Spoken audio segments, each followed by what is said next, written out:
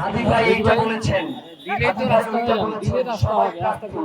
তার মানে হাদি ভাইকে অস্বীকার করে যে ক্ষমতায় যাওয়া যাবে না সেটা তারা অলরেডি বুঝে গেছে। তার কারণে বিভিন্ন মাধ্যমে তারা হাদি ভাইকে ব্যবহার করা শুরু করে দিয়েছে। হাদি ভাইকে ব্যবহার করেন, কোনো সমস্যা নাই, কিন্তু হাদি ভাইয়ের ইনসাফের যে লড়াই, সেই লড়াইয়ের নিশ্চয়তা প্রদান করেই আপনারা প্রয়োজনে হাদি ভাইয়ের সাথে কণ্ঠস্বর মিলান। কিন্তু যদি শুধুমাত্র ব্যবসার জন্য, শুধুমাত্র ক্ষমতায় যাওয়ার জন্য যদি হাদি ভাইয়ের নাম ব্যবহার করেন, ক্ষমতায় যাইতে পারবেন না, ক্ষমতায় যাইতে পারবেন না। জনগণ শুধুমাত্র হাদি ভাইকে নিয়ে আজকে আপনি কথা বলছেন, সেই আবেগ দিয়ে আপনারে ভোট দেবে না। আপনার আগের হিসাব এবং বর্তমান হিসাব দুইটা মিলেই আপনাকে ভোট দেবে। আগে যে হাদি ভাইকে আপনি গালি দিয়েছেন, সেই হাদি ভাইয়ের নাম নিয়ে আপনি সংসদে যাবেন, সেইটা হইতে পারে না, সেইটা আমরা হইতে দিব না।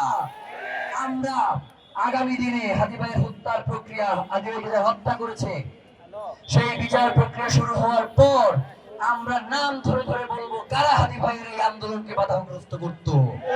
সুতরাং নব্য হাদি প্রেমী হয়ে সংসদে যাবা, এই স্বপ্ন তোমাদেরকে আমরা পূরণ হইতে দেব না।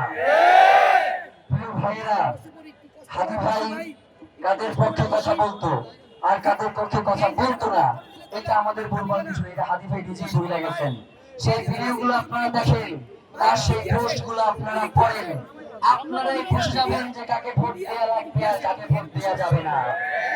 প্রিয় ভাইয়েরা, অনেকক্ষণ কথা বলেছি, আপনাদের শীতে সবার কষ্ট হচ্ছে আমরা জানি, কিন্তু এরপরেও আমি তো মনে করি এইখানে যারা আসছে তারা এই কষ্ট স্বীকার করবার জন্য এইখানে আসছে।